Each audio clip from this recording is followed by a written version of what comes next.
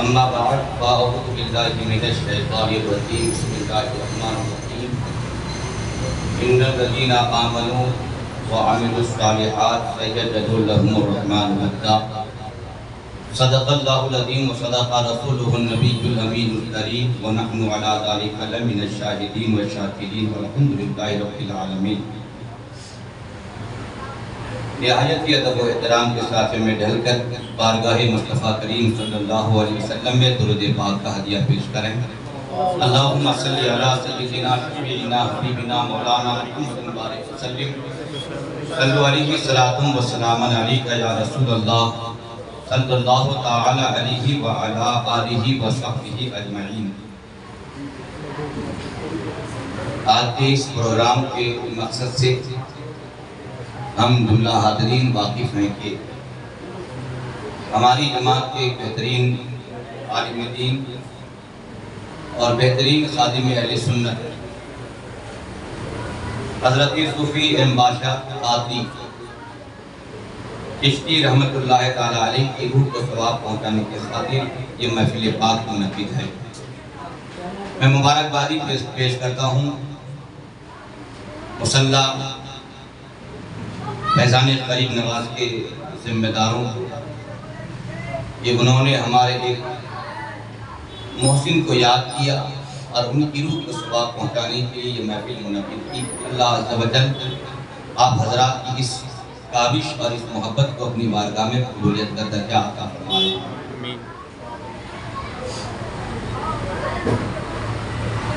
सूफ़ी साहब उनका मबलग़ इल्म क्या था इस ताल्लुक़ से तो मुझे इतनी मालूमात नहीं, लेकिन दो चार जस्ता मेरी मुलाकात सूफ़ी साहब से है। मैंने देखा है कि वो दीन के दर्दमंद थे और मसलक के अहले सुन्नत अल मारूफ मसलक के आला हज़रत के पैरोकार थे। उनके कुतुब खाना में मेरा कई दफ़ा जाना भी हुआ और मैंने माथे की निगाहों से देखा कि वो आलिम पसंद, इल्म पसंद, आलिम दोस्त और इल्म दोस्त दोनों थे। उलमाए अहले सुन्नत में जो आलिम काम करता है ऐसे उलमा से उनको बेहद मोहब्बत थी और ऐसे उलमाए किराम को इंक्रीज करना उनको आता था। यकीनन सरकारी हाफ़िज़े मिल्लत का एक कौल है, ज़मीन के ऊपर काम और ज़मीन के नीचे आराम। उन्होंने काम किया ज़मीन के ऊपर। हमारा और आपका ये एतक़ाद है कि जो वो काम कर गए अल्लाह अगर उस काम को कबूल फरमा ले तो यकीनन आज वो अपनी कब्र में आराम से। ज़मीन के ऊपर काम, ज़मीन के नीचे आराम।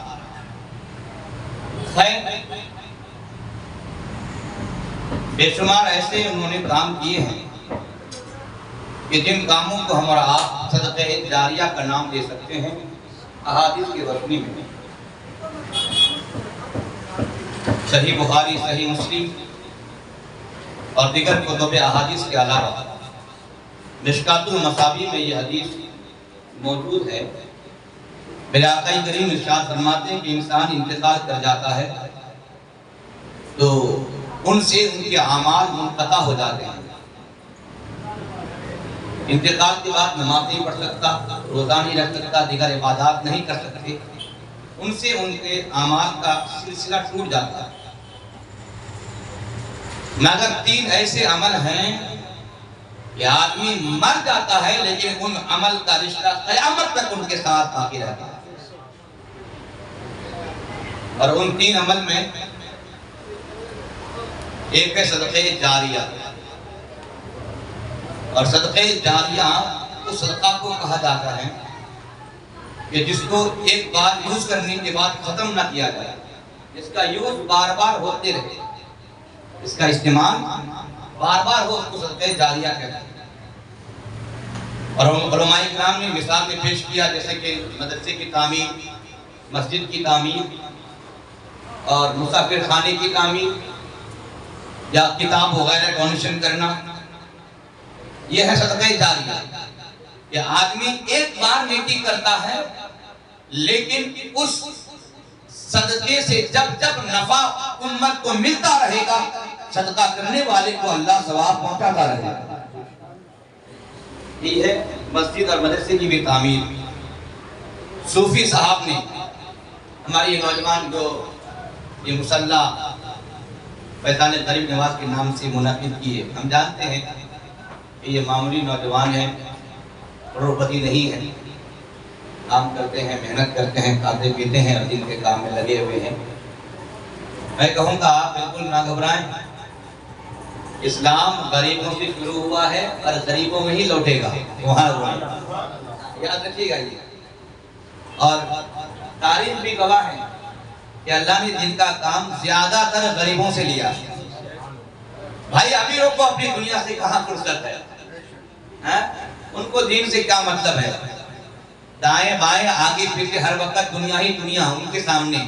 ये करम है, अल्लाह ने हमारे घर में गरीबी भेजा और गरीबी के साथ इस्लाम और इस्लाम का काम भी भेजा। ये करम है, सबसे ये काम नहीं लिया जाता। आप जानते हैं कि बेंगलोर में मुसलमानों में कितने अरबपति, कितने खरबपति हैं, कितने नोटों के बिस्तर में सोते हैं, कितने सोने और चांदी की चादरें ओढ़ते हैं, आप जानते हैं। लेकिन किसी नसीब के मदरसा बना दे, किसी नसीब के मस्जिद की तामीर करा दे।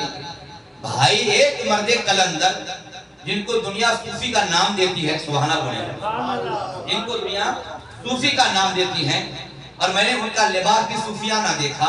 कोई शान नहीं, कोई फुटानी नहीं, कोई जेब नहीं, कोई जीनत नहीं, एक मामूली लिबास का एक आदमी दीन का काम उन्होंने ऐसा अंजाम दिया कि तने तनहा एक कदम आगे बढ़ाया, चंद ईंटों को जमा किया और एक मदरसे की तामीर की।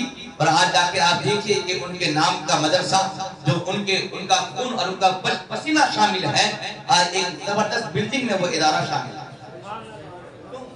ये उनके इखलास और उनकी लिल्लाहियत का ये नतीजा है कि मैं अकेला ही चला था जानिबे मंजिल, मगर लोग आते गए और कारवां बनता गया। ये मैंने जो शेर पढ़ा, इस शेर की एक जबरदस्त और ताजा मिसाल सूफी साहब कि उन्होंने इस अंदाज से काम किया। देखिए कि एक भारी और किराए की बिल्डिंग में उन्होंने इदारा शुरू किया था ना। हाँ भाई, हमारे बेंगलोर में वो लोग मदरसा चलाते हैं और मदरसे के नाम पर अपना घर बनाते हैं, मदरसे के नाम पर अपना पेट पालते हैं। उन लोगों ने लॉकडाउन में मुदर्रिसीन को तनख्वाह नहीं दिया, लेकिन मैं कुर्बान जाऊं सूफी साहब के मदरसे के जिम्मेदारों पर कि भाई बेंगलोर में जितने इदारे चलते हैं, सूफी साहब के इदारे को गरीब इदारों में शुमार किया जाता है। सूफी साहब का इदारा गरीब इदारा है, उसके डोनर बड़े बड़े लोग नहीं, हाँ उसके आगे पीछे अरबपति करोड़पति घूमने वाले नहीं। बस भाई जो लोग ठेले में काम करते हैं, दुकानों में काम करते हैं, ऐसे नौजवानों का साथ उनके साथ ये लोग मिलकर काम करते हैं। लेकिन आपको सुन के ताजुब होगा कि बेंगलोर के बड़े बड़े मदरसे कि जिन मदरसों के चलाने वाले ऐश का बिस्तर जमाए बैठे हैं, उन लोगों ने मुदर्रिसीन के साथ धोखाधड़ी किया है ना। और लॉकडाउन में उन्होंने तनख्वाह नहीं दी, लेकिन मैंने सुना कि सूफी साहब के मदरसे में तनख्वाह बद रही हुई। सुभान अल्लाह, ये गरीबों की झोलियों का कमाल है, ये गरीबों की झोली का कमाल है भाई। इनमें सिक्के हमेशा खनकते रहते हैं, कभी ये झोली खाली नहीं हुआ करती है। और उन्होंने ये जिंदा सबूत दिया है लॉकडाउन के जमाने में। हाँ, एक अच्छे सारे बदली से हमारी हाफिज अब्दुल साहब पढ़ाते हैं, मौलाना असलम इस्माइल साहब पढ़ाते हैं, हम लोग भी हैं। लेकिन क्या कहें, हम लोग जुल्म के शिकार हुए, हम लोग जुल्म के शिकार हुए है ना। हमारे बुतों को छीना गया है। हाँ, मैं हमें हमेशा हर जगह मुझे उनको किसी चीज का कोई डर नहीं रहता है, खौफ नहीं रहता है, सिवाय खुदा के किसी से भी डरता भी नहीं। अल्हम्दुलिल्लाह, मैं बोलते रहता हूँ हाँ अल्हम्दुलिल्लाह। क्या क्या बताइए, एक और बड़ा इदारा चल रहा है ना, जिस इदारे के दुकानों का किराया अगर आप काउंट कर लेंगे तो मुदर्रिसीन को अगर भाड़ दें ना तो 1-1 लाख तनख्वाह हो जाए, 1-1 लाख तनख्वाह हो जाए। बच्चे हर दिन नहीं तो कम से कम एक दिन बाद भाई कभी बिरयानी खाएं तो कभी कबाब खाएं, लेकिन क्या बताऊं कि उस इदारे का भी वही हाल था कि उसने भी अपने मुदर्रिसिन के साथ जुल्म का मामला किया और लॉकडाउन में तनख्वाह नहीं दिया। मुबारकबादी पेश करता हूं मैं लॉकडाउन के जमाने के इस खिदमत के एवज सूफी साहब के इदारे के उन नौजवानों को कि जिन्होंने उलमाए किराम का हक अदा किया। सुभान अल्लाह। जी सुने, ये आप लोगों के लिए सूफी साहब की जो शख्सियत है ये एक आईना है, ये एक आइडियल है। आपकी जिंदगी एक नमूना हयात है और नमूना अमल भी है और नमूना कारकर्दगी भी है कि आप देखें कभी भी दीन के काम में आप समझेंगे कि एक मजमा मेरे साथ आएगा, कभी ऐसा नहीं हुआ। हारान की चोटी से हम सबके प्यारे आकाए करीम ने अपनी नबूवत का जब ऐलान फरमाया, जब चोटी पर खड़े होकर के आपने एक एग्जाम्पल दिया कि मैं अगर आप लोगों से कहूं कि इस पहाड़ी के पीछे एक बहुत बड़ा लश्कर है और अनकरीब आप पर हमला आवर होने वाला है आप लोगों पर, क्या आप लोग यकीन करेंगे? तो सबों ने कहा था कि आपसे झूठ हमने कभी नहीं सुना, आप कहेंगे तो हम मान लेंगे। ये स्पिरिट, ये एक माहौल बनाने के बाद जब हम सबके प्यारे आकाए करीम ने अपनी नबूवत का ऐलान किया, सब हामी बन के आए थे, सब मददगार बन के आए थे, यार थे, दोस्त थे, लेकिन ऐलान नबूवत के बाद एक भी आदमी वहां नहीं ठहरे। हद हो गई कि खानदान का चचा अबू लहब अपने दोनों हाथों से पत्थर उठाकर हुजूर पाक की बारगाह की तरफ ऐसे फेंका और कहा कि तुफ हो, यानी तू बर्बाद हो जा।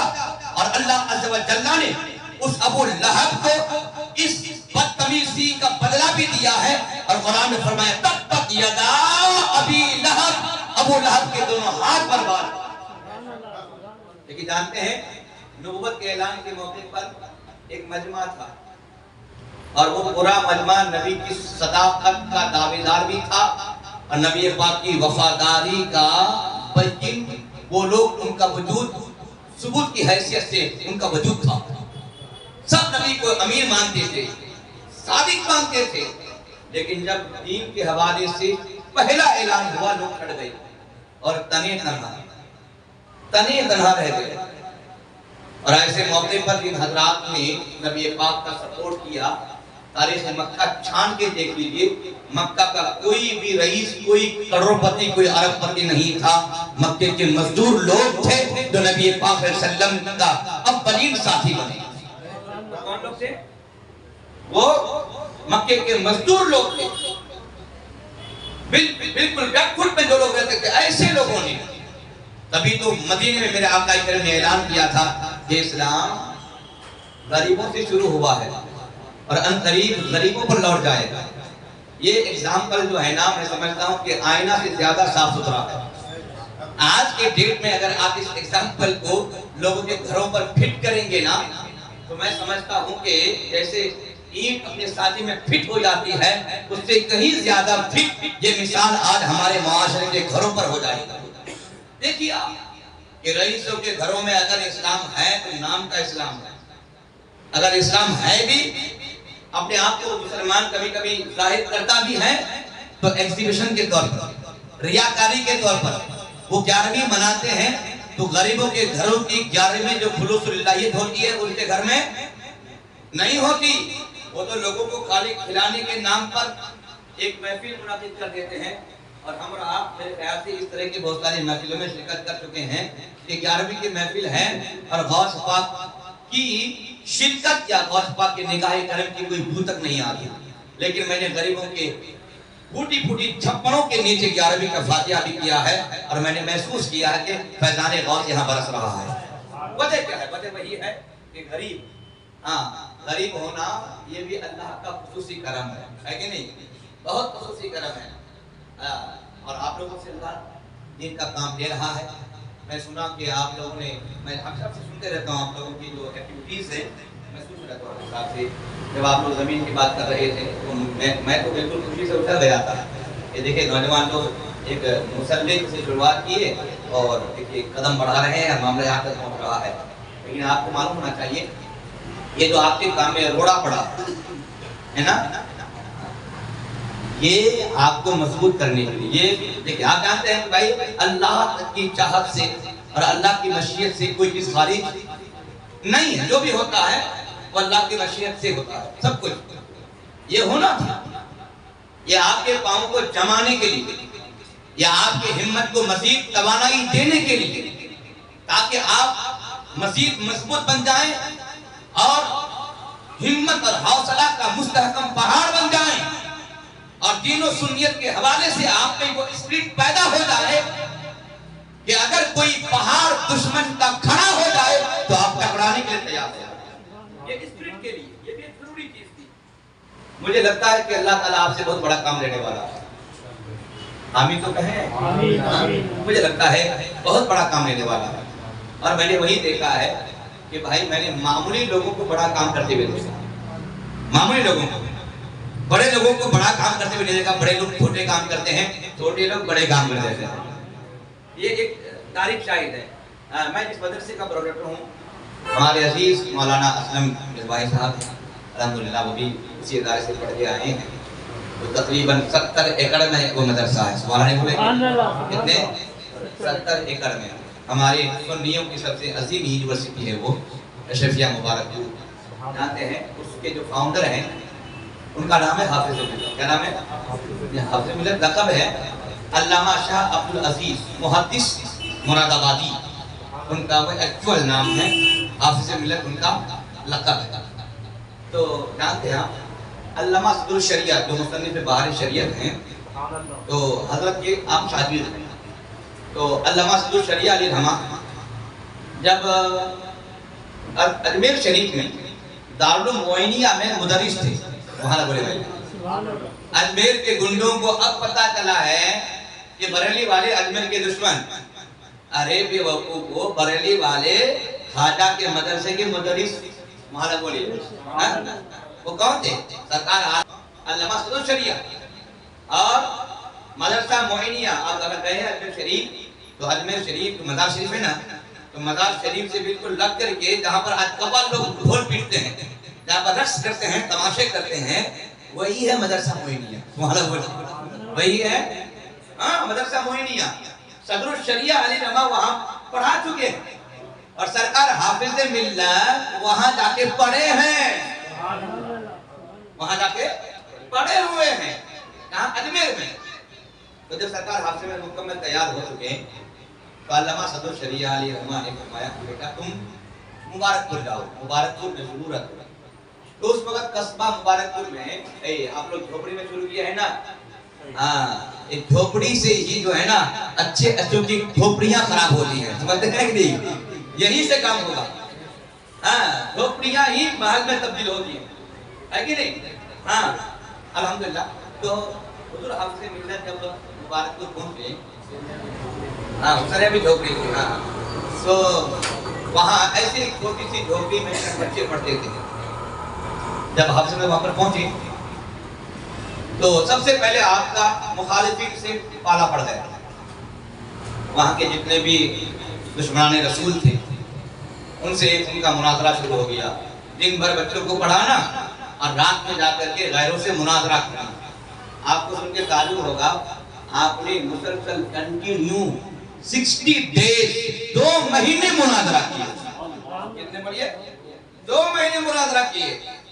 एरिया एरिया जाकर के लोगों को आपने छानबीन करके निकाल करके ऐसे दुश्मनान रसूल का चेहरा लोगों को बताया।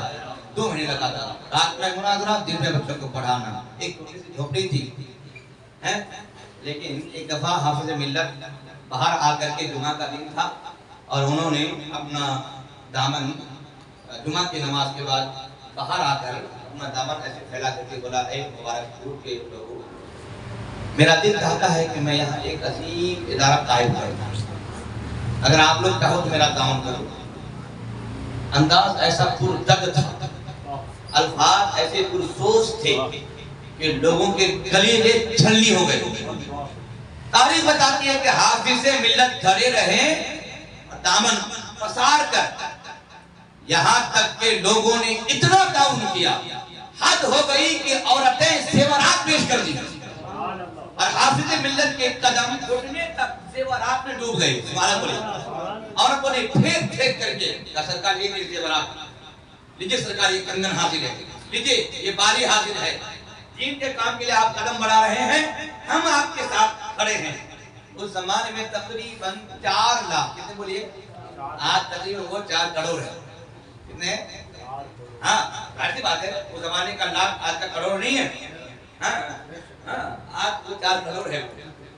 उसी 4 लाख की रकम से आपने कस्बा मुबारकपुर के अंदर मिसबाहुल उलूम, क्या बोलिए, मिसबाहुल उलूम, हम लोग मिसबाही जो है ना वहीं से नाम तो अब पड़ गया अल-जामिया अशरफिया मुबारकपुर ना, पहले नाम था मिसबाहुल उलूम। तो मिसबाहुल उलूम आपने तामीर किया, 5 मंजिला बहुत ही अजीम और मजबूत इमारत। आज वहाँ पर हिफ्ज़ की तालीम होती है, नानमा अशरफिया का दफ्तर है और नीचे जो है किराया वगैरह में देखिए हैं, और कुछ जो मुअम्मर उस्ताद लोग हैं उन लोगों को